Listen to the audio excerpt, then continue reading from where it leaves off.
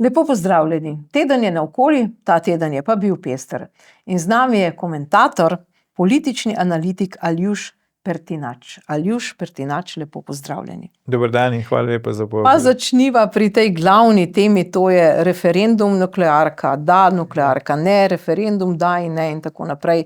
Kako vi komentirate to, kar se je dogajalo? Jaz bi rekel, da je to še en v vrsti znakov te popolne tabloidizacije, slovenske politike, ki sicer sledi nekim svetovnim trendom na tem področju. Moramo vedeti, da je Državni zbor sprejel odlok o razpisu posvetovalnega referenduma 10. oktobra, če se ne motim, in ne 2 tedna kasneje, pa se je odločil, da tega referenduma ne bo, uradno zato, ker pač ni dovolj informacij, ni ta prav trenutek in tako naprej. Zdaj jasno je, da je očitno politika, ki je se odločila, da potrebujemo posvetovalni referendum, si je premislila. Zdaj, zakaj si je premislila, ni čisto jasno, razlogi, ki jih navaja, niso prepričljivi. Po mojem mnenju vprašanje referendumsko ni bilo zavajajoče, ni bilo tudi, bi rekel, nerazumljivo, Sej bilo je dosti preprosto. V končni fazi mi vemo, na katerih stebrih počiva slovenski energetski sistem. To so ta hip v glavnem 3 stebri, približno slabo tretjino elektrike dobimo iz hidroelektrarn, slabo tretjino iz termoelektrarne Šoštanj in slabo tretjino iz jedrske elektrarne Krško. Tisto, kar ostane, so pa pač drugi obnovljivi viri, recimo sončne elektrarne in veter. Tako da dejansko mislim, da ni dobro to, kar se dogaja, in ne kaže, da slovenska politika, tako vladajoča kot celota, ta hip ve, na kak način želi še naprej zagotavljati energetsko neodvisnost Slovenije, ki pa je ključna. Vidimo, da se ta hip celo vojne bijejo po svetu za energetske vire in vsaka država moderna, ki želi pač normalno funkcionirati, mora biti v največji možni meri energetsko neodvisna. No, ampak vendarle je bilo tu nekaj takih mogoče zavajajočih potez, Ena teh je, ki je zdaj izbila ven, je, da je seveda minister Bojan Kumer 2 meseca na nek način, pravijo, skrival analizo Aleksandra Mervarja. V tej analizi je seveda gospod Mervar povedal, da je nerealno, da bi do leta 2044 imeli samo obnovljive vire energije. Namreč to je bila tudi ena od teh idej, mogoče predvsem teh nevladnih organizacij ali pa nekih drugih lobijev. In je rekel, nuklearka 1 do leta 63, JEK2 seveda potrebujemo, na sonce pa 3250 megavatov, ampak glejte, zakaj so skrivali te podatke, ki mogoče niso bili tako ugodni za obnovljive vire, ker je potem gospod Mervar dodal zdaj šele, ko je objavil sam, pa ta dodatek, ki govori malce bolj v prid obnovljivim virom energije. To se pravi, zdi se, da je tu nekaj lobijev. En lobij je teh obnovljivih virov, potem je energetski, potem je plinski in se vendarle je na nek način malce skušalo zavajati ljudi.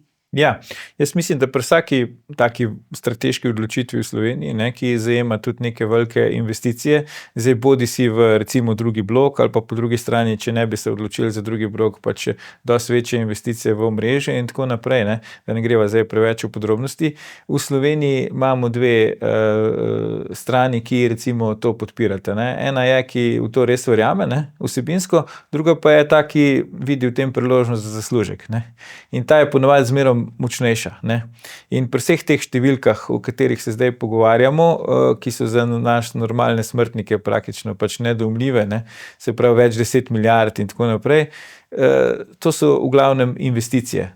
Investicije, ki zajemajo neke gradnje in tako naprej in pri tem se da zaslužiti. In tukaj so vedno zadaj ljudje, ki imajo nek določen interes. In gotovo pač vlada, ki je ta hip pri nas, stavi na obnovljive vire energije. Stavi zato, ker ima tam poslovne interese. Če začnemo že s predsednikom vlade, nam ni treba iti dlje od njega v bistvu.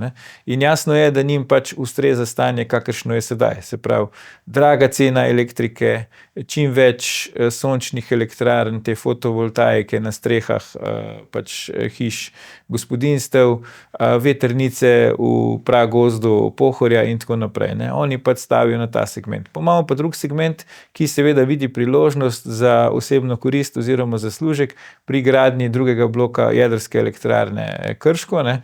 Zgledi vlečejo, vemo, kaj je bilo pri termoelektrarni Šoštar, ne, pri bloku 6. Ampak se mi vseeno zdi pomembno poudariti, ne, da bodo ljudje razumeli.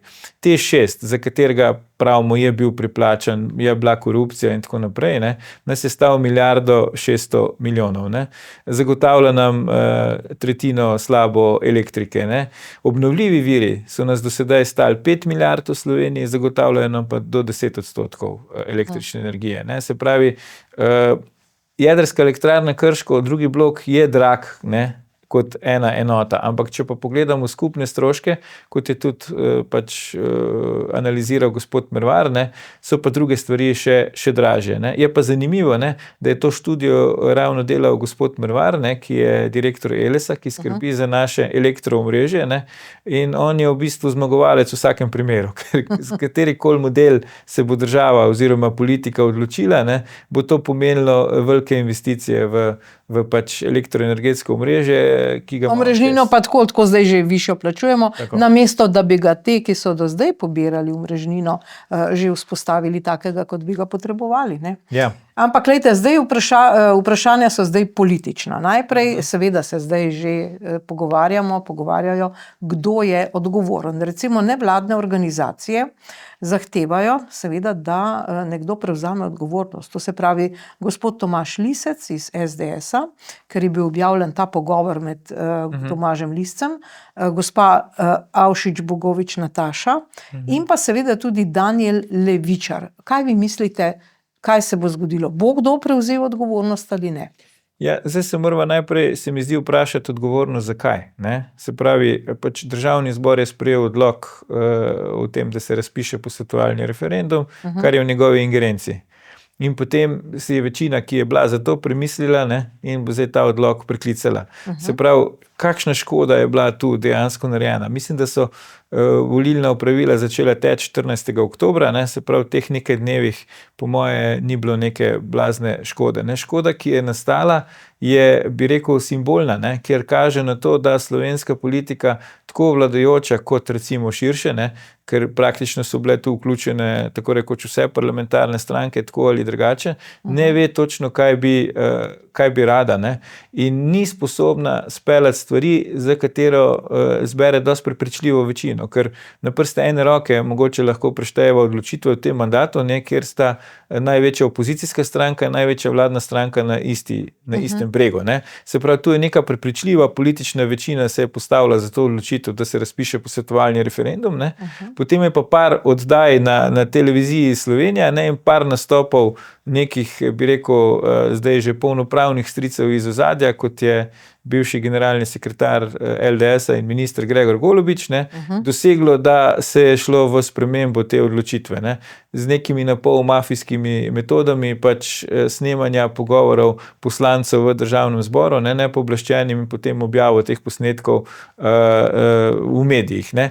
To bi nas v resnici, ta del na koncu se mi zdi, bi nas moral najbolj skrbeti, ne, ker če se pač nepooblaščeno poslance snema, veva, da varnost v Državnem zboru je kar resna stvar, tam ne more vsakdo noter prideti in verjetno montirati prisluškovalnih naprav. Če to nekdo počne, ne, je potem to zelo zaskrbljujoče. No, ampak vendarle, ta dialog, recimo vidimo to sliko tudi iz Nacionalke, iz Tarče, seveda so se spraševali, ali lahko damo v ta akcijski načrt in PPN oziroma načrt energetske prihodnosti tudi drugi blok nuklearke, preden je opravljen referendum in preden ljudje na referendumu to potrdijo. Ne, seveda se je pojavil zdaj pravnik, ki je ustavni seveda pravnik, ustavni sodnik, bivši Ciril Ribičič, ki je pravzaprav priročen za različna mnenja. In je rekel takole, resolucijo mogoče sprejeti pred referendumom, če ni navedena v referendumskem vprašanju. In so seveda potem to besedo o resoluciji tudi metali ven iz vprašanja. Ne. Zdaj, tukaj za to odgovornost gre, ne, da neka politična opcija, mogoče vladajoča, tako kot se je sklicevala tudi predsednica Državnega zbora, se je sklicevala na pravnike, na ustavne sodnike, na neko mnenje in zdaj se je ugotovilo, da pravzaprav pravi zdaj Ribičič, v resnici to ni mnenje, to je samo interna konzultacija brez zaključkov in sklepov, podpisal jo pa ni v Državnem zboru, ampak pri gospodu Danijelu Levičarju na vladi, ne. Vendarle nam tu kaže na nek zaplet, na neko kuhinjo. Kako vi to komentirate? Jaz upam, da je pač plačal samo, ne, ker za to ponovadi gre, ne. Jaz bi rekel tako, lejte, pač pa nočem biti nesramen, pravijo en pravnik, tri mnenja, ne. Se pravi, s pravnimi mnenji pri političnih odločitvah ne bomo prišli daleč, ne. Vsaka stran lahko najde pač pravni vidik, ki je njej povšeči, ne. Ampak bi se pa takole vprašal, ne, saj zato, a bomo dali 5 milijard evrov do sedaj v obnovljive vire energije, ne, in zato dobili nazaj manj kot 10% potreb po električni energiji, tudi nismo odločali na posvetovalnem referendumu, ne. O tem, ali bomo dali 1,6 milijarde v termoelektrarno Šoštanj, tudi nismo odločili na posvetovalnem referendumu. O tem, da se je prejšnja vlada odločila, da se predčasno preneha delovanje termoelektrarne Šoštanj, ne, aktualna vlada pa recimo zdaj razlaga, da bi kar poslala to v stečaj, tudi nismo odločili na posvetovalnem referendumu, pa sam delam napako, ko govorim odločali, ne, posvetovalni referendum sploh ni odločilne narave, ne, tu gre za nek posvet. Skratka, hočem reči, ne vem, zakaj točno bi ljudi spraševali, ne, za mnenje o tem, ali so za to, da pač gremo v drugi blok ali ne, ne. Če že politika misli, da je to stvar odločitve ljudi, potem naj gre v referendum, ki je pač zavezujoča, ne. Pa še tu vemo, da je pač zavezujoč neko omejeno časovno obdobje, ne. Skratka, mislim, da se tu zamegljuje bistvo, no, to, kar ste vi že tudi izpostavili v vaših vprašanjih, ne.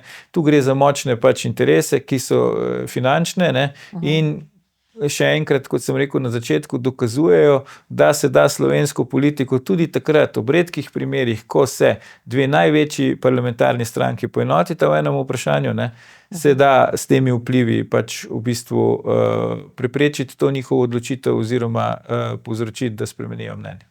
Torej, za vso to zgodbo, ki je trajala še manj kot en mesec, ali naj kdo odstopi? Tomaž Lisec, Nataša Avšič Bogovič, Danijel Levičar, ki je tudi ga smatrajo kot člana nekega tega nuklearnega lobija, jedrskega lobija, kdorkoli od teh, kaj vi mislite? Ja, to bojo sami presodili, ne. Jaz sicer nekih posebnih razlogov za odstop pač ne vidim. Saj oni tam niso bili v svojstvu samih sebe, ne, kot nekih fizičnih oseb. Mogoče ravno zaradi tega, ker imamo predsednika vlade, kakršnega imamo, ne, ki ves čas nastopa kot neka fizična oseba, ne pa kot predsednik vlade Republike Slovenije, se zapleta v neke spore, zdaj že tudi ki pač povzročajo kazenske ovadbe strani policije, ne, z nekimi drugimi osebami in potem, ne, smo mi prisiljeni, ali verjamemo njemu na besedo, ne, ali verjamemo pač, kot se je izrazil, neki ženski na besedo, ne. Skratka, mogoče se je to zdaj razširilo, ampak vendarle, ne, jaz ne verjamem, da so ti omenjeni pač tam delovali v lastnem imenu, pač bili so tam kot neki predstavniki neke politike, nekih strank, ne. In zdaj mislim, da vsaka stranka pač se legitimno lahko odloča, ali bo podpirala neko vrsto energetske politike ali pa drugo, no. Tako da jaz tu bi rekel, zgolj da se zadosti neka potreba javnosti po krvi, če se tako izrazim, ne vidim razloga, da bi ljudje odstopali, ne. So se vmes zgodile stvari, zaradi katerih bi prej morali ljudje odstopiti na bolj odgovornih položajih, pa vidimo, da jih temu nihče ne poziva, ne. No in potem je tu Gregor Golobič, za katerega ki ste ga že omenili, da predstavlja pravzaprav ozadje cele te afere. Zakaj v bistvu gre? Ja, on je očitno nek strokovnjak za energetiko pri nas, ne. Sej to tudi malo postavljeno na glavo, vidimo, da strokovnjaki za zdravstvo so tudi neki ulični performerji, ne, ki pač nam razlagajo, kakšna bi mogla biti zdravstvena reforma in to, in pač neki pač bivši odsluženi politiki so pa očitno strokovnjaki za energetiko, ne, pri čemer se ne vprašamo, kakšen je njihov osebni ali pa poslovni interes. In kakšen je, recimo, v tem? Ja, sej ni treba 2 dvakrat pogledati, da vidimo. Ne. Gregor Golobič je že s termoelektrarno Šoštanj imel velike težave, ne, v času tega projekta. Zdaj bolje obveščeni pravijo, zato ker je prepozno zraven prišel, pa so si pač Pogačo že razdelili, ne, ampak ne glede na to, vidimo, da ko se on aktivira v javnosti, kar počne redko, ne, oziroma če dalje redkeje, ne, se pač začnejo stvari kar naenkrat odvijati v drugo smer. Ne. Na nek način je žalostno, da nacionalna televizija, ki bi vendarle morala skrbeti za neko uravnoteženo pač poročanje, ne, soočenje različnih mnenj in predstavljanje vseh vidikov, ne, v bistvu na tak način, zdaj z modernim izrazom bi rekli bilda, ne, pač nekoga, ki nima nobene politične funkcije, nikamor ni bil izvoljen in tudi nikogar razen samega sebe ta hip ne predstavlja. Ne. In smo spet pri tem, o čemer se ves čas pogovarjava, ne, v tem svetu, kjer v bistvu vsak pride pa reče, ne, zame je to fajn, ne, pa bodi si je to predsednik vlade ali pa nek naključni mimoidoči na cesti in potem se mi do tega opredeljujemo. Ali za Golobičem stoji plinski lobi?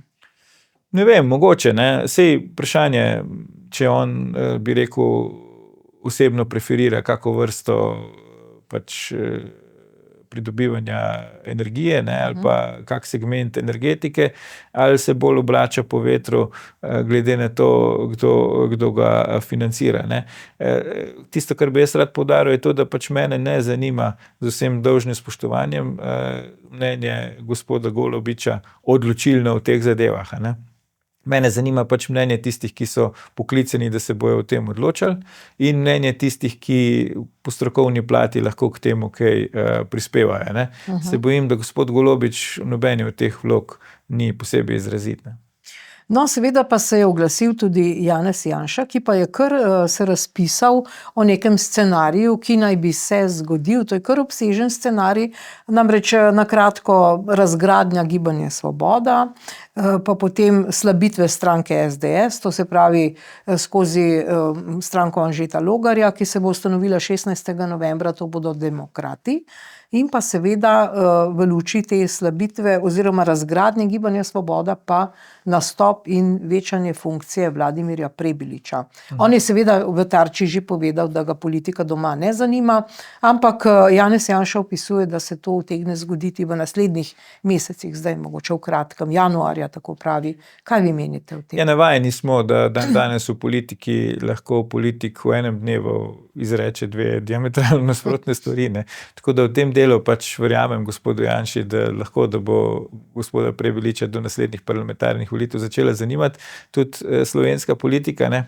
Rekel bi pa tole, Janez Janša mora zdaj na nek način osmisliti te neke vendarle velike premike, ki so se zgodili, ne. Po eni strani pač izstop Anžeta Logarja, ne, in tega cvetobra njegovih privržencev iz SDS-a, po drugi strani to, da se je SDS znašel na istem bregu z Gibanjem Svoboda, kar zadeva posvetovalni referendum o JEK2, ne. Po tretji strani to, da nekako opažamo, da tukaj se, bi rekel, toplijo odnosi med oblastjo pa med glavno opozicijsko stranko, ne, in to so stvari, ki so za zvesto volilno bazo SDS-a pač težko razumljive, ne, in jaz ta Janšev zapis razumem kot nek poskus osmislitve pač vsega tega dogajanja za to svojo, bi rekel, zvesto volilno bazo na način, da jih spomni, kaj se je dogajalo pred približno 10 leti, ne, ko pa je dejansko šlo za stvari, katere zdaj Janša pravi, da se bodo ponovno zgodile. Ne. To se pravi, da bo videli, če bo imel prav, ampak se veste, pač, ne, na ta način v bistvu pove, ne, kaj se dogaja, da bodo pač njegovi zvesti volivci razumeli, ne, da se on ne spreminja, da se spreminjajo drugi in da se mu spet pač oziroma njim godi neka krivica, nek zakulisni scenarij, ne, ki poskuša pač oslabiti njihovo moč. To se mi zdi, da je mobilizacijsko zelo pomembno za SDS-ovo volilno bazo, ne, in da na ta način pač Janša motivira te svoje volivce, da ostanejo pri njemu, ne, da se ne začnejo ozirati drugam. No, ampak seveda on pravi, da bo obsojen v zadevi Trenta. Ja, to verjetno on iz procesa ve, ne, saj ima odvetnika, pa mu odvetnik pač lahko tudi pove, kako velika možnost je, da bo pač obsojen. Zdaj, da bi jaz rekel, da je teoretično nemogoče, da bi slovensko pravosodje pač ravnalo po takem ključu, kot pravi Janša, malo mene obsodijo, pa malo Jankoviča, češ da so isti vlatli, s tem, da Jankovič ve, da na drugi stopnji ne bo, ne. In se je žalostno, da to rečem, ampak po tem, kar vidimo v slovenskem pravosodju, ne bi rekel, da je to nemogoče, ne. Primer bivšega sodnika Radonjića, ne, ki so ga pač uklenjenega privedli na sodišče, ne, čeprav je imel zdravniško opravičilo in tako naprej, kaže na to, da ne, slovensko pravosodje ni slepo, ne, kot pravimo, pravica je slepa, ni slepo na to, kdo je v kakšnem procesu. Ne. Tako da možno, da bo Janez Janša obsojen, zdaj možno, da to ne bo imelo političnega ozadja, ne, ampak samo pravno, gotovo bo pa imelo politične posledice. Ne. V tem delu ima pa Janša prav. Tudi morebitna obsodba Zorana Jankoviča, čeprav zgolj na prvi stopnji, ne, ko razumemo te Janševe sugestije, bo oziroma bi imela politične posledice. Ne. Torej mislite, da bi lahko spet doživeli ta scenarij Janša gre v zapor? Ja, to ne vem, ne, ker ne vem tudi, ne spremljam tako podrobno tega procesa, kak je zagrožena kazen oziroma katero kaznivo dejanje se mu očita, ampak ja, vsi scenariji so možni. Hotel sem pa reči to, ne, da pri vseh politikih v Sloveniji imajo to vrstne sodbe, odločitve, politične posledice, razen pri aktualnem predsedniku vlade Robertu Golobu. Ne. Tu vidimo, da je pač policija vložila kazensko ovadbo, ne, očitno je delovala v zadevi pod vodstvom specializiranega državnega tožilstva in se ni zgodilo nič. Ne. Ampak pravi Janša, da bo vložen obtožni predlog zoper Roberta Goloba. Ja, ampak tudi takrat se mi zdi, se pri Golobu ne bo zgodilo nič, ne, ker če bi katerikoli drug politik se soočil z recimo kazensko ovadbo policije, ne, bi se vrstili veliko glasnejši pozivi k odstopu, pač prevzemu odgovornosti. To bi razburkalo javnost, ne. Pri Golobu smo videli, tega ni, tako da jaz pač malo dvomim, da bi obtožni predlog to spremenil, ne. On bi verjetno verjel, da to zanj nima posledic, tudi če bi na koncu bil obsojen, ne, pa bi pač moral prestajati neko kazen, ne, ker dosegel je tak status v slovenski politiki Robert Golob, da v bistvu se njega nič ne prime in on določa, kaj je pomembno. Kaj pa ne. No pa vendarle, Klemen Boštjančič, minister za finance in minister za digitalno preobrazbo, je pa bil omenjen velikokrat v tem mesecu, da bi on pa mogoče lahko v takih raznih preigravanjih teh scenarijev, da bi on lahko nadomestil Roberta Goloba, češ da se ga pač ta država iz ozadja želi znebiti. Ampak Klemen Boštjančič, on je pravzaprav znan tudi kot grobar Adrie Airways, pa v bistvu letos se je zgodilo, da je razpisal državne obveznice, potem pa sam ni nobene kupil, ne, kaj tudi po svoje komično. Torej, ali zdaj njegova moč upada glede na to, da tega referenduma o nuklearki ne bo, oziroma zakaj ni on za nič odgovoren, kar se tega tiče? Ker številke so bile pa res take in drugačne, nejasne, so bile številke, niso bile številke, on je pravzaprav tudi prvi odgovorni. Ja, sej mogoče, glede na to, v kakšnem stanju je vlada, ne, oziroma vladajoča stranka, bi potrebovala nekega stečajnega upravitelja, ne, ker to pač gre proti nekemu stečaju. Po mojih izkušnjah, veste, ta anti-Janša opcija je zmeraj v roku pol leta po oblikovanju vlade iskala nekega naslednika, aktualnega predsednika vlade. Zmeraj so ga najprej našli med ministri te vlade, ne. Očitno ministri, ko spremljajo delo pač vsakokratnega predsednika oziroma predsednice vlade, imajo občutek, da bi oni tudi lahko počeli, ne, oziroma mogoče celo boljše. Jaz verjamem, da ima tudi minister za finance Boštjančič tak občutek. Verjamem, da je veliko ljudi v Sloveniji, ki vleče niti iz ozadja, ne, posebej na tem finančnem, da ne rečem bančnem področju, ki ga prepričuje v to, ne. Seveda ne zato, ker bi res mislili, da je gospod Boštjančič bi bil boljši predsednik vlade kot gospod Golob, ampak ker imajo na njega mogoče večji vpliv ali pa on bolj prisluhne tem njihovim sugestijam, ne.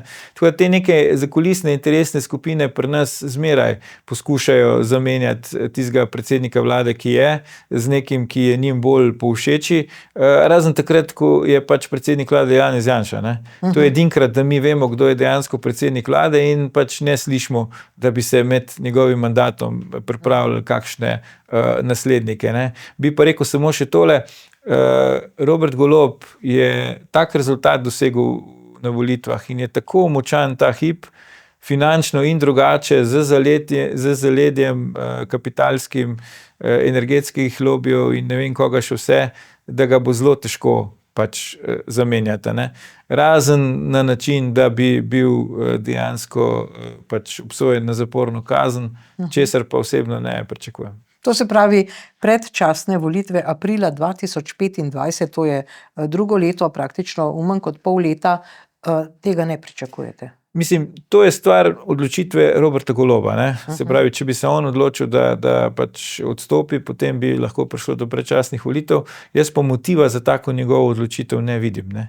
On nam vsak dan v bistvu sporoča, da na oblasti neizmerno uživa, v bistvu nam vsak dan sporoča, da je njegova osebna sreča tisto, kar je pač njegov motiv pri vladanju in zakaj bi on, bi rekel, zdaj s tem prenehal, ne vidim razloga za to. No, seveda je bilo živahno, tako kot sva že omenila, tudi na desni strani političnega spektra. Poglejmo zdaj, kako je Matej Tonin, ki je postal ponovno kot edini kandidat na Kongresu Nove Slovenije, kako je ocenil, kako bo on ali pa kako bo stranka, če bo vodila vlado, sestavila to novo vlado. Iz teh razdrobljenih sil na desni oblikujemo močno politično silo, ki bo skupaj z SDS-om lahko v prihodnjih letih oblikovala novo vlado in ta vlada bo končno imela priložnost, da odpravlja vse tiste neumnosti, ki jih zdaj naredila Golobova vlada. Torej, lejte, Janez Janša se je seveda takoj odzval na to, vemo, dejal je, bojim se, da ste nepovratno zamočili, Tonin mu je odgovoril, srečno še en mandat v opoziciji, pa ste na svojo stranko, ker vam člani odhajajo, ne? Torej, kaj se bo zdaj zgodilo? Ali gre tukaj za neko menjavanje generacij? Ne, nazadnje smo priča tudi menjavi generacij. Ljudje odhajajo, se starajo, prihajajo mladi, ki so ravno tako zagnani in si želijo biti v vladi, to smo zdaj lahko slišali, ne v opoziciji, biti v vladi. Ja, gre za poskus menjave generacij, ne? Ampak zdaj, ne, ob politično živem Janezu Janši, jaz mislim, da bo do tega na desnici zelo težko prišlo. Ne? Tudi če bi recimo si Janez Janša želel prenehati se aktivno ukvarjati s politiko oziroma ne biti več predsednik stranke SDS, si tega praktično ne more privoščiti. Ne? Ker vsak proces, ko dolgoletni predsednik zapusti stranko, se začne z razgradnjo tega, kar je pač ta dolgoletni predsednik pustil za sabo. A ne? In Janša pač ne more si privoščiti, da bi do tega prišlo. Tako da jaz mislim, da to, kar govori Matej Tonin, je lahko komu všečno, lahko je to nek scenarij, ki bi mogoče bil dober, ne vem, za slovensko desnico ali pa za Slovenijo, ni pa realen. Ne? Se pravi, desne vlade brez SDS ni in tudi vlade brez Janeza Janše na čelu SDS ni. Ne? Vidimo, da znotraj SDS-a ni resne podpore za to, da bi kdo drug vodil stranko namesto Janeza Janše. Konec koncev je Anže Logar to pred časom predlagal, ne? V enem intervjuju, da bi on bil pripravljen prevzeti stranko, če bi se Janša umaknil, pa smo videli pač, kakšna je bila reakcija na to. Ne? Praktično nihče, razen nekih redkih članov, ki zdaj izstopajo, ki pa so že prej bili na Logarjevi strani, tega ni podprl. Ne? No in vendarle, lejte, Lojze Peterle je en dan pred tem kongresom, ko je bil za vikend kongres, je dejal, ocenil, da se stranka pod Toninovim vodstvom ne razvija, ne dosega obljubljenega preboja in da je z položaja evroposlanca, da tam ne bo zmožen učinkovito te stranke voditi. In pravi, zaradi mnogih nestrinjanj se na skupinskih fotografijah Nove Slovenije ne vidim več. Zato ga na strankarski volilni praznik, to se pravi na tem kongresu, ga ne bo, ga ni bilo. Vendarle starejši se odmikajo, ne? To se pravi tudi ti osamosvojitelji, če tako po domače rečemo. v bistvu, kje pa vidite odmik Lojzeta Peterleta, ki se je seveda zgodil že nekaj prej, ampak vendarle se nam včasih zdi, mogoče nam starejši generaciji, da je kar škoda, da podimo z tega političnega prizorišča ljudi, ki so pravzaprav naredili veliko za Slovenijo, bi lahko še sodelovali. Kje tu mi grešimo? Ja, zdaj vprašanje, a ga podijo ali se sam tako odločil, ne? Zdaj jaz nisem zasledil, da bi ga oni kaj posebej podili, je pa on kritičen do vodstva stranke in do politike, ki je stranka pelje, ne? Mogoče zanimivo, ne? Ko recimo stranka kot je Nova Slovenija ima samo enega kandidata za predsednika na kongresu, ne? To razumemo kot neko konsolidacijo stranke, ne? Se pravi, so poenoteni okrog enega človeka, ne? Če se to dogaja v kakšni drugi stranki, kot recimo SDS, ne? Pa to vidimo kot neko enoumje in malo da ne že strankarsko diktaturo in tako naprej, ne? Jaz ne vem, kakšni so motivi pač gospoda Peterleta. On je človek, ki ima vso pravico, ne, da pač se izreka javno o tem, kako politiko vodi pač NSI, ne. Je pa zdaj spet vprašanje, komu s tem koristi, ne. Zdaj, ob kongresu, na katerem je bil Matej Tonin izvoljen za predsednika NSI kot edini kandidat, ne, javno razlagati, da pač stranka pod njim ne dela preboja, da on ni ta prav človek za to, da se gospod Peterle ne vidi več na skupinskih fotografijah, ne vem, kako bi lahko NSI koristila, ne. Zdaj nočem gospoda Peterleta obtožiti, da bi on rad škodil NSI, ampak koristi iz tega pa tudi ne vidim, ne. Skratka, stranka bi se morala zdaj poenotiti okrog pač predsednika, ker to bi bil najboljši recept za to, da jim mogoče na naslednjih volitvah uspe nek preboj, nek rezultat, ne. Za nazaj bi pa rekel, da ekipa okrog Mateja Tonina se je dokazala, da lahko kljub izjemno močnemu Janezu Janši, ne, preživi politično in pač izboljša rezultat na volitvah. Kaj bo na naslednjih volitvah, bomo videli, ampak v bistvu težko bi pa rekel, da so oni zdaj neko veliko razočaranje. Nova Slovenija nikoli v svoji zgodovini, ne, praktično od nastanka ni dosegala bistveno boljših volilnih rezultatov, da bi zdaj lahko pač neko nostalgijo zganjali recimo po njih. Koliko jo napovedujete na naslednjih volitvah? Jaz nisem dober v tem pač političnem napovedovanju, ne vemo niti še kdaj bodo volitve, kdo vse bo pač nastopil, ampak mislim, da v parlament bi pač s to ekipo, ki jo imajo in s tem svojim delom morali priti. No, sicer pa so stranka, ker imajo v Evropskem parlamentu zdaj poslanca gospoda Tonina in v vsakem primeru so naša stranka, ki je pač ne bomo kar tako pozabili, ne. Ampak vendarle, zdaj poglejmo pa Anžeta Logarja, ki ustanavlja 16. novembra stranko Demokrati.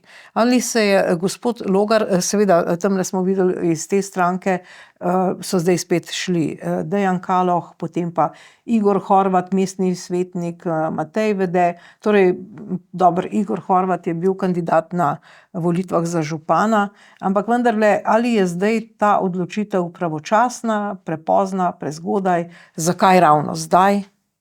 Ja, to bo čas pokazal, ne. Zdaj, gospod Janša je tudi tu nam ponudil neko razlago, ne, zakaj ravno zdaj, tega ne bi zdaj ponavljal.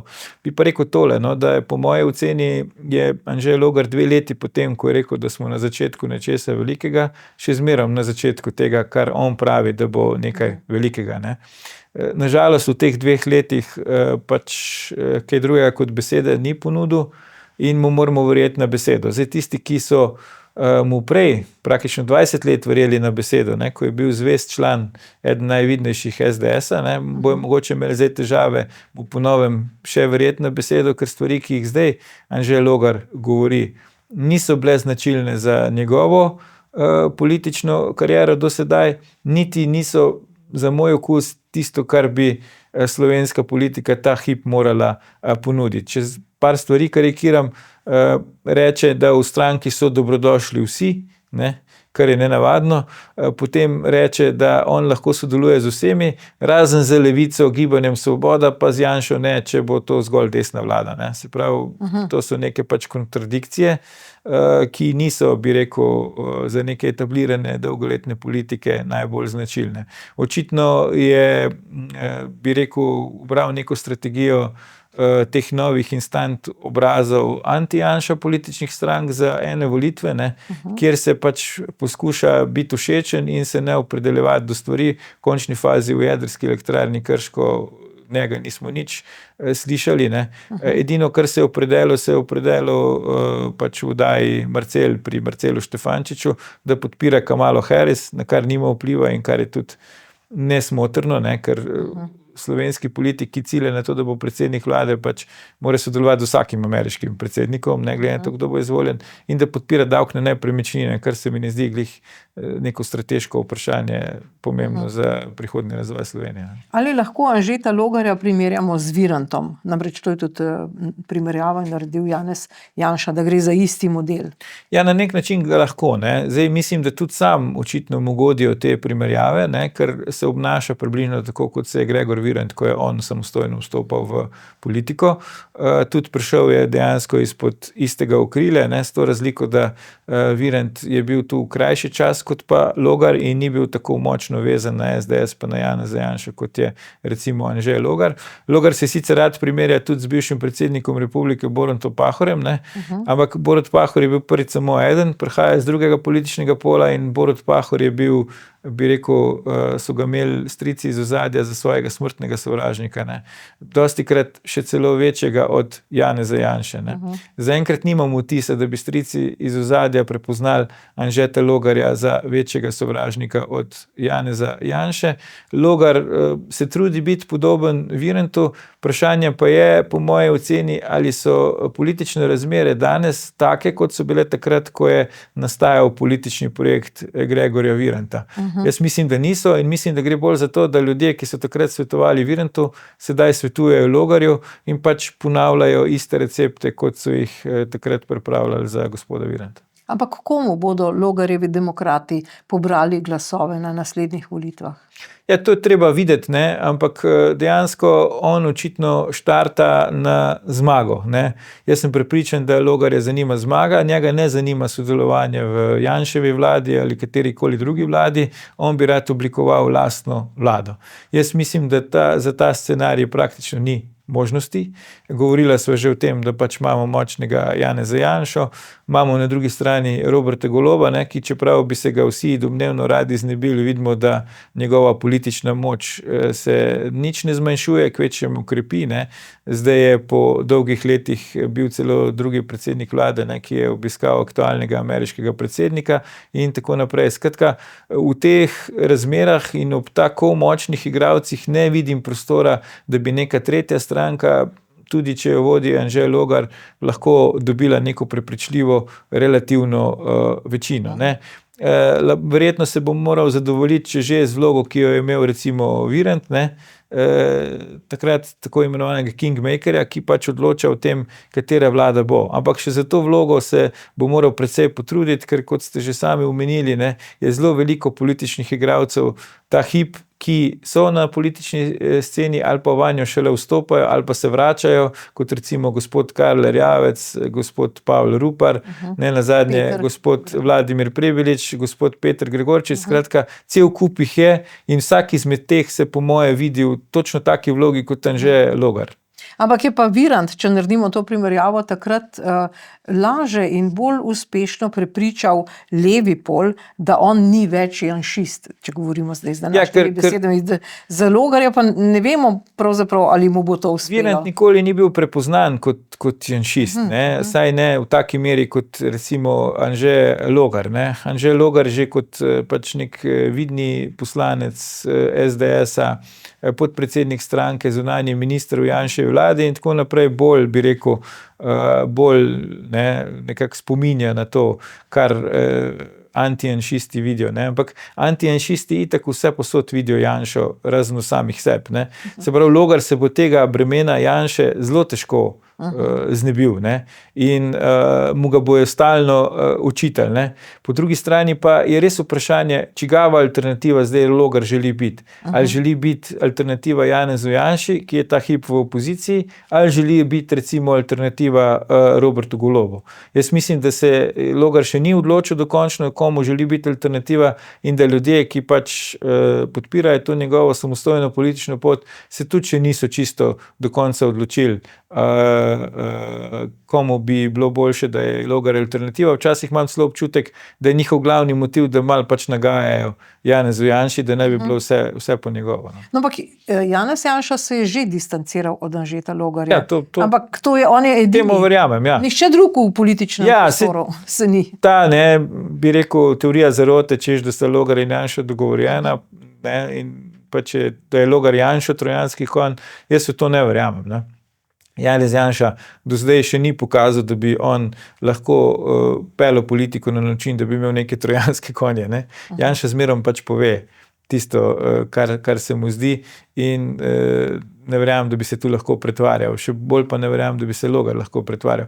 Ja, pač Janša drugače ne more odreagirati, ne? Sej ne more reči, da je v redu, če gre Logar iz stranke, postanovi svojo.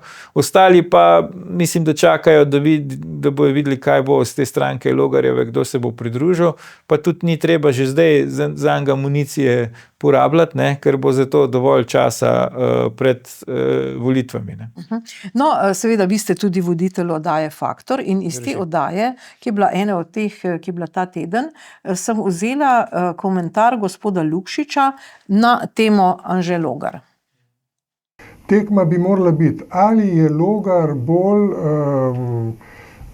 sprejemljiv za Združene države Amerike od Goloba. Po mojem si te naloge ni zastavil še.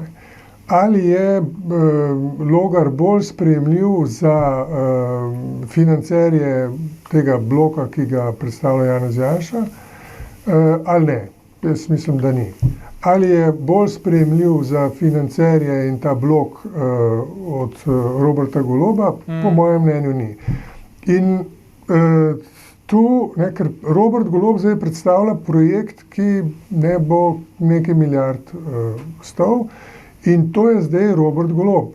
Torej, mi se ne pogovarjamo kar tako o nekih abstraktnih ljudeh, mi se ne pogovarjamo več o prišleku Golobu, ki se je politika prišel učiti na licu mesta samem, ne, na vladi. Zdaj imamo tu že neko telo, politično, kapitalsko telo, ki je bistveno neprestavljivo, ne. Ta komentar je zanimiv, ne. Koga vidi Amerika, koga podpirajo Američani? Recimo, kot je povedal gospod Lukšič, da seveda Anže Logar še ni mogoče doumel, ali to so bile njegove besede, da te igre še ne igra, in pa seveda ti finančni lobiji, ne. Zdaj vprašanje, ki je to, ne, koliko lahko Robertu Golobu škodi dejstvo, da zdaj ne bo referenduma. Ali bo Robert Golob še viden kot nekdo, ki deli denar in stoji za tem in je za njim nek ta finančni lobi in to je nek projekt, a ne? Ker vsi se spomnimo, jaz se dobro spominjam izjave gospoda Antona Rovsa, gospod je umrl februarja letos, Bog mu da je večni mir in pokoj, ampak ko je bil predsednik Desusa, pa mislim, da je šlo za drugo Janševo vlado, je on odšel kot Desus se pogovarjati z Janezom Janšo, pa so vsi rekli, pa kako vi ste zdaj Desus, greste k Janši, pa je rekel, Janša zdaj tala. Ja, to je bil ta citat, ki je zelo pokazal, kam ta finančni kompas v slovenskem prostoru zasuka vsako politično stranko. Zdaj sta tu dve vprašanji. Ali je Logar pravzaprav bo prepričal te financerje, bo prepričal ZDA, in kaj, če ne bo? Oziroma, kaj je zdaj z Golobom, ki praktično nima zdaj, Golob ne bo zdaj talal, ker ni referenduma, ne, ali pa počasi. Se pa sprejema proračun, ne, se pravi, Golob lahko vsak dan tala, ne. Vidimo, da tudi Janez Janša je sposoben v narekovajih talati takrat, ko je v opoziciji, ne. Anže Logar gotovo še nima te moči in tu, ko pravi kolega Lukšič, vprašanje, če bo kdaj lahko vzpostavil, ne, da bi on bil tisti, ki v teh stvareh odloča. Vprašanje, če sploh ima tako ambicijo, ne, zaenkrat je še ni pokazal. Moramo vedeti, da v prvi Janševi vladi, recimo, so tudi ZDA imele interes v Sloveniji za nek večji projekt, ne. Zdaj gotovo nisi treba slepiti ZDA imajo interes, da se gradi drugi blok jedrske elektrarne Krško in seveda hoče, da ga gradi pač ameriško podjetje Westinghouse. Ne. No, takrat v prvi Janševi vladi so imeli, če se spomnite, tisti predlog megalomanskega zabaviščnega kompleksa v Novi Gorici okoli novogoriškega Hita. Ne. Do tega takrat zaradi nasprotovanja lokalne skupnosti ni prišlo. Ne. In opazno je bilo, da na volitvah, ki so sledile, ne, se pravi 2008, ZDA niso aktivno ali kako drugače pač podprle Janeza Janše. Ne. Janez Janše je tiste volitve izgubil proti Borutu Pahorju. Ne. Zdaj ta obisk pri Goloba, pri Bidenu, ne, gotov pomeni, da pač aktualna ameriška administracija, ki vprašanje, če bo še ne, po volitvah, ker ne vemo, ali bo izvoljen gospod Trump ali gospa Harris, pač vidi Goloba kot tistega, ki naj v Sloveniji pač vlada, beri, ne, najbolje lahko uresničuje njihove interese, ki jih za Slovenijo praktično nimajo veliko, ampak ravno zdaj, ne, jedrsko elektrarno jih pa imajo. Ja. No, Golob pri Bidenu, zdaj, če pokažemo tole sliko, gospod Robert Golob je ujel zadnjih 10 dni, to se pravi, za mišji repek, bi rekli, ne, za mišji rep je ujel takrat pride Slovenija ta čas, ne, seveda, da pač volitve bodo, Biden definitivno ne bo več, ker ne kandidira, ne. Zdaj, kaj pravzaprav res pomeni ta obisk? Ali je zdaj ta obisk, kaj sta se pogovarjala? Namreč, seveda, v redu, to je bila na nek način zahvala za to zamenjavo teh zapornikov, ampak vendarle, ne, govorila sta tudi o marsičem, se nista strinjala, ampak o energetiki, o tem, ko ste rekli, Westinghousu, ne, o tem pa sta. Ja, pač ameriška politika deluje drugače kot slovenska, ne. Tu pač se ne grejo turizma ali pa ne deluje emocionalno, recimo, ne vem, da bi gospodu Bidenu bil, da bi gospodu Bidenu bil Robert Golob všeč, ne, ali pa da bi soprogi gospoda Bidena bila všeč partnerka Roberta Goloba, pa bi zato pač ga povabili v Belo hišo, ne. V končni fazi vidimo, pri tem obisku, še nisem preveril, ampak pri prejšnjem obisku, ne, v Washingtonu, v okviru pač Združenih narodov v New Yorku so partnerko predsednika vlade predstavljali kot njegovo bivšo soprogo. Ne. Ja. Se pravi, očitno ne, niso si tako blizu, da bi vedeli, domušno mogoče da je gospod Golob že, kakor vem, pač razvezan, ne, in zdaj živi v zunaj zakonski skupnosti z drugo osebo. Ni zastonj kosil, kot pravite, gotovo je bil glavna tema, je bila energetika in seveda pač morebitna investicija v jedrsko elektrarno Krško, ampak kot rečeno, za slovenske politične razmere je to pomembno sporočilo, da seveda, ne, če hočete zdaj, da zelo karikiramo, Združene države ne vidijo težav, če je slovenska policija kazensko ovadila Roberta Goloba in ne mislijo, da bi kdo drug lahko bolje vodil Slovenijo, ta hip, ne. Če bo izvoljen Donald Trump, ali po končni fazi tudi, če bo izvoljena Kamala Harris, bomo videli, kako se bojo takrat obnašali, ne, ali bo prišlo do kakšnih sprememb, ne. Ampak, kot sem že prej na kratko omenil, Anže Logar je tu že na tankem ledu, ker je pač na televiziji izjavil, ne, da podpira Harrisovo. Ja. Vemo, ne, Janez Janša je po prejšnjih predsedniških volitvah čestital Trumpu za izvolitev, ki je pol ni bilo, ampak Joe Biden ni take vrste človek, ki bi imel zelo dober spomin ali pa gojil zamero do teh stvari, kot jo ima recimo Donald Trump. Ne. Vemo, da v mandatu Trumpa, ker se je Slovenija pač obnašala tako, kot se je, ne spametno do pač soproge gospoda Trumpa, Melania Trump, ne, nismo imeli nekih zelo prisrčnih odnosov.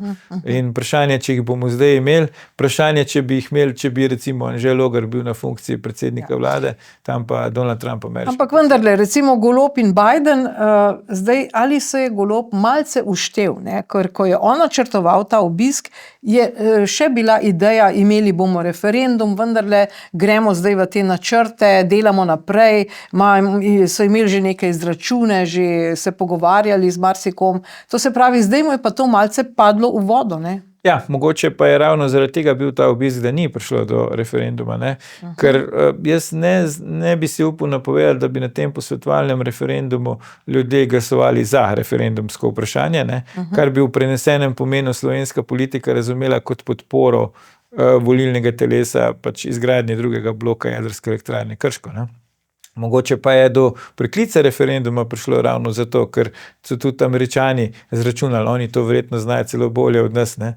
Kam bi se stvar na referendumu utegnila obrniti oziroma kam pes taco moli. Ne? Vprašanje, če bomo to kdaj izvedeli, tisto, kar je za nas pomembno, so pač pomembna dejanja. Ne? Se pravi, spet razlika od slovenske politike, kjer so pomembne besede, ne glej, kaj počnem, ampak poslušaj, kaj govorim. V ameriški politiki so pomembna dejanja, ne? Besede niso tako pomembne.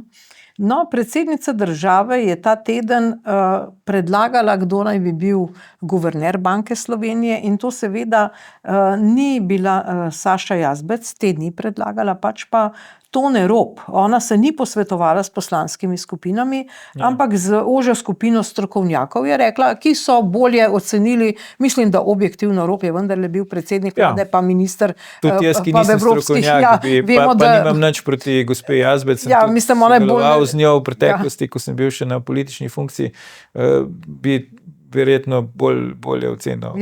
Ampak vprašanje, ki sledi iz tega, je, ali tudi to zdaj kaže, da se Golobu pravzaprav ne piše dobro, da mu tale moč peša, da ni več tako močen v političnem prostoru. Ja in ne. Zdaj, takole bi rekel, nenavadno je, da predsednica republike se ne posvetuje s poslanskimi skupinami o tem, katerega kandidata predlagati. To mislim, da je unikum. Do zdaj, kolikor vem, so se predsedniki republike zmeraj posvetovali s poslanskimi skupinami, ne. Bivši predsednik Pahor je tu, se mi zdi, najbolj to spoštoval, ne. On je dejansko predlagal kandidate, ki so imeli podporo v državnem zboru, ne. Zdaj, če gre razumeti dosedanje izjave pa neuradne informacije, pač gospod Rop nima podpore v državnem zboru, ne. Zdaj, lahko je to udarec za gospoda Goloba, ker pač njegova kandidatka ali pa kandidatka, ki jo je podpirala njegova stranka, ni bila predlagana strani predsednice republike, ampak, a veste, v tem peskovniškem otročjem preigravanju, kdo je močnejši in kdo bo koga spotaknil, lahko gospod Golob zdaj vrne udarec predsednici republike in pač Gibanje Svoboda ne glasuje za Toneta Ropa, kar pomeni, da pač ne bo izvoljen. A ne? Ja, ampak bo pa to neke vrste pokazatelj, ne? Kaj pa, če bo izvoljen Tone Rop, potem se bo pa zdaj javno videlo, da, ker so volitve tajne tudi v državnem zboru, da dejansko razpada Gibanje Svoboda, da so morali seveda tudi poslanci Gibanja Svoboda dati glasove, pa mogoče še kdo iz opozicije. Lahko si pa Golob premisli, ne? Tako kot je vrgel čez ramo recimo kandidata za evropskega komisarja, ne?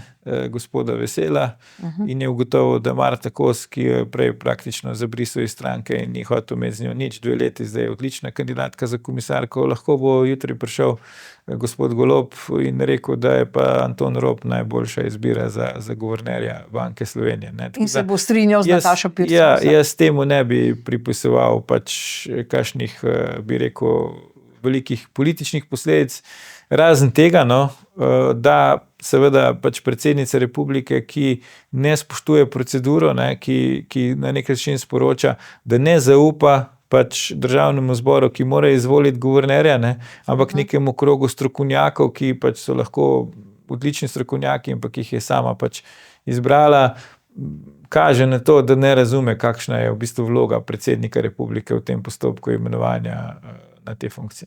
No, in seveda se ta teden ni dogajala samo politika. Zdaj zdravstvo, zdravniška zbornica, naredili so neko analizo, če bo stopila v veljavo ta novela zakona o zdravstvu, ki preprečuje, da bi zdravniki, ki delajo v javnih zavodih, delali še pri zasebnikih. Takole so ocenili, da bo 16% zdravnikov, da namerava zapustiti delo v javnem zavodu. Ali so te številke realne in kaj pomenijo? Jaz ne vem, če so realne, bi pa ocenil, da očitno resorna ministrica, ki je sicer predlagateljica tega zakona, verjame tem številkam, ne? Ker je rekla, da bo sistem zanihal. In da se bojo čakalne dobe podaljšale, ne? Čeprav smo do zdaj poslušali, da so praktično že nemogoče dolge. Ne? Jaz še nisem srečal pač strokovnjaka, ki se spozna na zdravstvo, ali pa zdravnika, ki bi podpiral ta predlog zakona. Ne. Edini, ki ga podpira, je gospod Brecelj, ne, predsednik strateškega sveta, pa še on zdaj govori drugače, kot je govoril še recimo 5 let nazaj, ko je sopodpisal predloge za rešitve v slovenskem zdravstvu. Ne. Jaz ne bi želel špekulirati, kaj se s slovenskimi zdravniki zgodi, ko grejo v politiko, ampak vidimo, da nekako začnejo spreminjati svoje mnenje. Ne. Jaz ocenjujem, da je ta predlog zakona slab, da je nadaljevanje neke svete vojne ali pa ne svete, če hočete, vlade proti zdravnikom, da Slovenija ne more imeti učinkovitega zdravstvenega sistema brez zdravnikov, da pa tudi ni res, da bo slovenski zdravstveni sistem pač jutri ali pa danes že čisto kolapsiral, ker mi že ves čas, odkar smo samostojni, poslušamo pač, da je naš zdravstveni sistem v krizi, pa vendarle še nekako funkcionira. Ne. Trend, ki pa je in ki se ga ta vlada očitno želi pač pospešiti oziroma okrepiti, pa gotovo ni pozitiven in mislim, da ne bo prinesel koristi niti za zdravstveni sistem, kaj šele za tiste, ki v njem delajo, oziroma v končni fazi za nas paciente oziroma potencialne paciente. Pa kaj je zdaj s to stavko Fidesa? Še traja ali ne traja? Ja, stavka formalno še traja, ampak nihče je ni opazil. Ne. Se pravi, Fides nekako tudi ni bil pripravljen na te nove razmere, bi rekel, ne zna se politično obnašati v okolju, ki ga definira Robert Golob, ne, ki pač eno misli, drugo dela, tretje govori, pa še tisto, kar govori, pač kar naprej spreminja. In Fides je očitno mislil, da bi z neko formalno potezo stavke lahko prisilil vlado v pač neka bolj konstruktivna pogajanja, kot je do sedaj še zmeraj mu uspelo. Ne. Ampak pri tem je podlegel fami, da je pač zdravništvo v javnem prostoru v Sloveniji nepriljubljeno, da jim ljudje zavidamo pač njihove visoke plače, da pač mislimo, da v javnem sektorju ne delajo, kar se jim ne da, pa naj delajo v zasebnem, kjer več zaslužijo. Ne. In se ni upojiti v stavko, ki bi bila taka, da bi jo širši krog pacientov dejansko občutil. Ne. In tu so po moje zgrešili v politični oceni in zdaj ne vejo, kako bi se iz tega ven izvlekli, ker če prekinejo stavko, pol na nek način sporočijo, da pač razlogov za stavko več ni, oziroma pritrdijo vladi, ne. Če pa je ne prekinejo, pa ta traja v nedogled, pa se nikjer praktično ne pozna, pa tudi ničesar ne dosežejo. Ampak vendar je plače v javnem sektorju se bodo zdaj popravile, bodo šle gor. Kje so zdaj tu zdravniki? Ja, zdravniki, kakor je slišati, posebej ta del mladih zdravnikov, ne, pa specializantov, kjer so problemi s plačami, ne bo toliko zaslužil, da bi se tukaj spremenilo. Ne. Za mene je zaskrbljujoče, da je zdravnik, ki je prišel k nam iz Srbije pred 5 leti, povedal, da takrat je bilo razmerje v plači 3:1 v korist slovenskih zdravnikov, danes je samo še 2:1. Ne. In za mene je zaskrbljujoče, da zdravniki na Hrvaškem po podatkih, ki so na voljo, imajo že višje plače kot v Sloveniji. Ne. Znan je primer zdravnice, ki se je zanimala za službo v zdravstvenem domu, pri nas pa je ugotovila, da bi imela nižjo plačo, kot jo ima zdaj na Hrvaškem. A veste, to so težave. Ne. In da zdaj slovenski zdravniki odhajajo v Bosno in Hercegovino, v Banja Luko čez vikend in tam delajo, operirajo, ne, ker se jim to bolj plača, kot pa da bi pač delali pri nas, je problem. In tega ne bodo smeli delati pri nas, pri privatnikih, bodo šli v Bosno. Bojo hodili ne samo čez vikend, ampak tudi še čez teden tja. Ne? In to gotovo ni dobro za slovenski zdravstveni sistem. In vlada tega problema sploh ne naslavlja s tem predlogom zakona o zdravstveni dejavnosti, kaj šele, da bi ga ustrezno reševala. Ne? To se pravi, bivše Jugoslovanske republike nimajo nobene, kot ste rekli, svete vojne proti zdravnikom, ne, pri nas pa Dušan Keber, Jaša Jenull, pa zdaj vsa vlada, gospa Prevolnik, Rupel. Zakaj imajo pa te sveto vojno proti zdravnikom? To si je težko razložiti, ne, posebej fascinanten je primer gospoda Kebra, ki bi rekel, da je neka prav dvoživka, ne, če uporabim ta njegov izraz, skratka, on je izumil to. On je res na vse možne načine pač služil denar v tem zdravstvu, tudi kot svetovalec bivših ministric in tako naprej in tako naprej. Ne. Potem so neki ulični performerji, ki se očitno spoznajo tudi na zdravstvo. Ampak, a veste, to je pač odraz, bi rekel, časa in družbe, v kateri živimo. Ne. Neka normalna, razvita družba bi se pač racionalno vprašala, ne. Ali mi bolj potrebujemo Roberta Goloba ali potrebujemo slovenske zdravnike. Ne? Zdaj, če mene vprašate, odgovor na to vprašanje je preprost. ampak vidimo, da en del javnosti si ne zna odgovoriti na to vprašanje, ne? In vladajoča politika pač stavi na ta del javnosti. Zdaj, jaz se bojim, da je precenila, kako velik ta del javnosti je in da slej ko prej se bo to vrnilo kot bumerang, ne? No, ampak če gledamo volilni rezultat, ne, ta prejšnji, je to kar velik del javnosti, ki je takole izvolil tako vlado. Ne? Ja, ampak takrat se ne spomnim, da bi Robert Golob šel na volitve s tem, da bo rekel, da pač je treba prepovedati slovenske zdravnike, prepovedati pač, da delajo v zasebnem sektorju in tako naprej. Koliko ima še danes podpore, bomo videli, ne? Je on osebno je politično močnejši, ampak volilne podpore ima pa zagotovo manj, kot jo je imel na volitvah. Bi pa rekel tole, no, nisem zdravnik, ampak če bi bil, bi gotovo ne imel nobenega interesa, da delam še kje drugje, kot pač v ustanovi, kjer sem zaposlen, če bi bil tam ustrezno plačan, oziroma če bi imel občutek, da sem ustrezno cenjen, ne? Ker motiv zdravnikov za to, da delajo v zasebnem sektorju, ne? Tistih, ki sicer delajo v javnem, je ta, sej ni drugega, ne? Zakaj bi recimo zdravniki želeli delati čez vikend v Banja Luki ali pa popoldne nekje drugje, če jim to ne bi bilo treba, ne? In očitno so na Hrvaškem, pa tudi v Srbiji to že ugotovili, pa če hočete tudi v Bosni in Hercegovini, ne? Medtem ko v Sloveniji še nismo. No, so pa šli na volitve s parolami 30.000 novih stanovanj, pa 30 dni do specialista, ne? To se pravi, nič se ni od tega zgodilo. Vendarle pa je ta teden Ivo Boscarol, slovenski podjetnik, predstavil novo sosesko, ki bo zgrajena v ljubljanskem BTC-ju. Takole je rekel Ivo Boscarol, torej to bo 15-minutna soseska, to je zdaj zelo moderno, ne? Pa bova razložila, kaj to pomeni, ampak to je frapantno. 3.000 evrov na kvadratni meter, pri čemer je danes so cene od 5.000 do 10.000 evrov na kvadratni meter v Ljubljani, ali pa še več, pa tudi drugje v Sloveniji, Koper, pa tudi Maribor je zdaj že približno tam nekje. Torej, povejte mi, ali je to zdaj, kako bo Boscarolu to uspelo, to je prvo vprašanje, in ali je to zdaj nekak futurizem, ali je to res tako vizionarstvo? Jaz bi najprej rekel, da gospod Boscarol, za razliko mogoče od slovenskih politikov, drži besede, ne? On je pač obljubil, da bo to naredil in da bo v tej soseski pač cena na kvadratni meter, mislim, da je rekel, za tretjino nižja od tržne cene. Ja, 3.000 je zdaj rekel tam nekje. Ja. Tako da jaz bi rekel, da to ni futurizem, da vsak, ki pač želi na tak način neki vrniti okolje, v katerem je recimo uspel, sicer predvsem po lastni zaslugi, ampak vendarle, in ki mu ni neskončen profit motiv, se očitno lahko loti takega projekta, ne? Ivo Boscarol je že marsikjer projekt speljal v življenju, tako da verjamem, da ni šel, bi rekel, na pamet v to in da bo zadeva lahko funkcionirala, ne? Bolj vidim težavo v tem, da aktualni ljubljanski župan pa čisto drugo maksimo zastopa, ne? Njemu je všeč, če so gradnje katerekoli že čim dražje, ne? In se vmes še ne vem kolikokrat podražijo, tako da tukaj vidim, da gre za neko bitko principov, ne? In če bo gospod Boscarol, kar očitno kaže, da bo uspel s tem svojim pristopom, ne?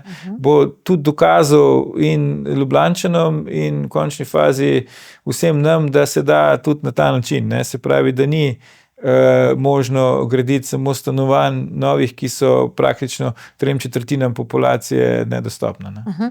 Ampak besedo futurizem sem zato uporabila, ker gospod Boscarol je znan po teh futurističnih projektih, ne nazadnje, zdaj se loteva tudi umetnega mesa, ne, tako preprosto, ja, sintetičnega.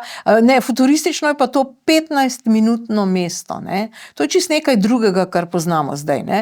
Ker ljudje, tudi njegova stanovanja, kot sem poslušala, bodo praktično, ne bodo klasična stanovanja, ampak bodo manjša, vendar bo en prostor namenjen že temu, da človek dela od doma, ne. In potem jasno, praktično se ne voziš nikamor, ne stojiš v zastojih, vse imaš na roki 15 15 minut, to je Ja. vendarle v BTC-ju.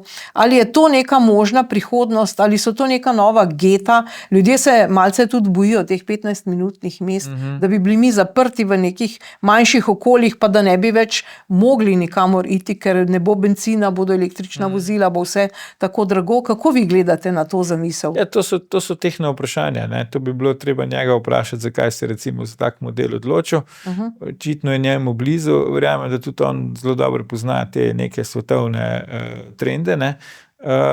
Tako da bomo videli, ali bo to zdaj postalo ali bo to ostalo nekaj butičnega, ali bo postalo to neka splošna praksa. Določene stvari so se že napovedovale, da se bodo zgodile, pa vidimo, da se niso. Recimo propad televizije ob izumu interneta se ni zgodil in tako naprej. Tako da pustimo čas v čas.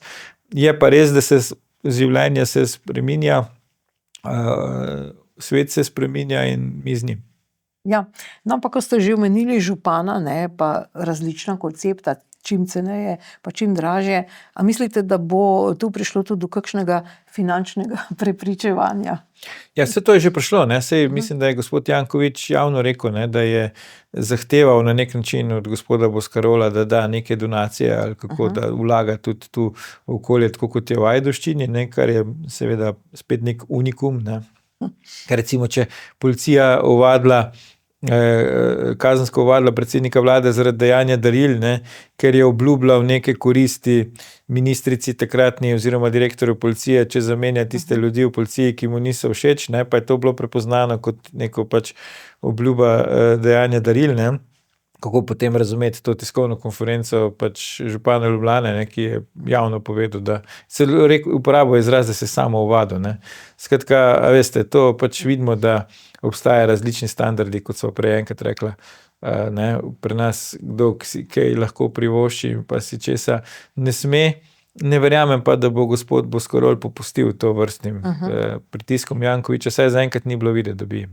No, seveda ta teden je začela veljati tudi novela zakona o krajinskem parku Tivoli, Rožnik in Šišenski hrib, ne, kar pomeni, da bo na nekaterih lokacijah v prihodnje, povod je bil seveda ta Magnifikov koncert, napoved koncerta, ki ga ni bilo potem v Tivoliju, na nekaterih lokacijah bo možno imeti koncert, ne. To se pravi, povejte mi zdaj, zanimivo vprašanje je to, ne. V Ljubljani imamo tudi ta problematični kanal C0 in ker Janez Janša napoveduje obsodbo Zorana Jankovića na prvi stopnji, zaradi česa ga bodo obsodili? Mislim, da lahko zbirajo, ne. To ima zelo veliko odprtih postopkov. Gospod Janković sicer, čeprav vem, trenutno vodi, mislim, da 6-0 proti državni tožilki, ki izgleda, da ne, zmerom ista tožilka vodi te postopke. To se mi zdi tudi nenavadno. Zdaj, hočeš nočeš, potem človek dobi občutek, da gre tu za neka druga razmerja, neka osebno vendeta ali kaj. Lahko zbirajo, zakaj bi ga recimo obsodili. Je pa res, da ta primer, ne, da se spreminja odlok o krajinskem parku Tivoli in okolici, je spet, bi jaz rekel, zdravljenje poginulega konja, ne. Sej Magnifico je koncert imel ga je v Stanežičah, ne. Vsi pravijo, da je blazno uspel, tam je bilo ogromno ljudi, ki so se imeli fajn, bil je celo televizijski prenos, ne, tega koncerta, se pravi, čem je sploh problem, ne. Če bi bili malo bolj spretni, bi že v štartu lahko tam planirali ta koncert in očitno so ga lahko izvedli enako kot v Tivoliju, mogoče celo boljše, ker so imeli malo dodatne reklame zaradi teh preigravanj, glede lokacije pa mogoče še kdo dodatno izvedel, da ta koncert je, ali pa celo dobil občutek, da pa mora iti zdaj iz nekih političnih razlogov na ta koncert, no. Jaz ne bi stavil veliko na prepričanje aktualnega ljubljanskega župana, da je potrebno ohranjati naravo. Jaz mislim, da on bolj verjame v beton, da tudi drevesa zelo hitro poseka, ne. In to, kar so naredili iz Ilirije, ne, kakšna je bila Ilirija zgodovinska in kakšna je zdaj, ne kaže na to, da bi aktualnega župana zdaj skrb za okolje zelo skrbela. No, ampak očitek je bil, sprememba tega odloka oziroma ta novela je za prijatelje narejena, to je bil očitek, ne? Ja, pa saj tega ne skriva, ne. Saj v bistvu, tako kot Robert Golob dela v glavnem zase, ne, Zoran Janković dela zase in za prijatelje. To je nekako nov modus operandi v slovenski politiki, ne. Če pač na to moraš nekako pristati, če hočeš biti očitno ta hip na nekih pozicijah v slovenski politiki, no. Kanal C0 pa je neka zelo nesrečna zgodba, to spremljam tudi sam bolj od blizu in mi je fascinantno, no, da v eni državi, kot bi rada bila Slovenija, je možno, da se nek tak projekt pač na silo pelje naprej, ne. Čeprav je jasno, da se praktično nihče v postopku ni držal tega, česar bi se moral. Dobro, prišla sva do konca oddaje. Hvala Politični Bogu. analitik Aljuš Vrtinač, najlepša hvala za vaše komentarje. Prosim, hvala še enkrat tudi vam za povabilo. To je bilo to je bil Odmev tedna, spoštovane gledalke in gledalci, hvala za pozornost in nasvidenje.